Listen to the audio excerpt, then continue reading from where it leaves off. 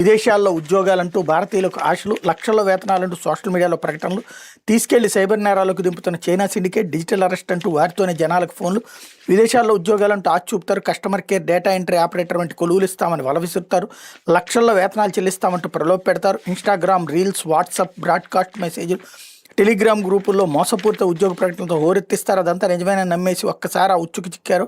అంతర్జాతీయ సైబర్ నేరాల ముఠా గుప్పెట్లో బందీలైపోయినట్టే. దక్షిణాసియాలోని థాయిలాండ్, వియత్నాం, కాంబోడియా,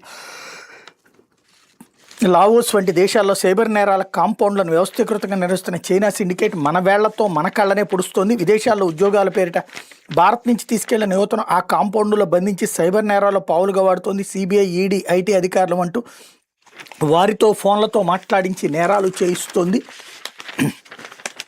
భారత్లోని లక్షల మంది బాధితులుగా మార్చి ఏటా వేల కోట్లు దోచుకుంటుంది. ఆంధ్రప్రదేశ్, తెలంగాణ, ఒరిస్సా తదితర రాష్ట్రాలకు చెందిన వేల మంది యువకులు ఈ ముఠాల గుప్పెట్లో చిక్కున్నారు.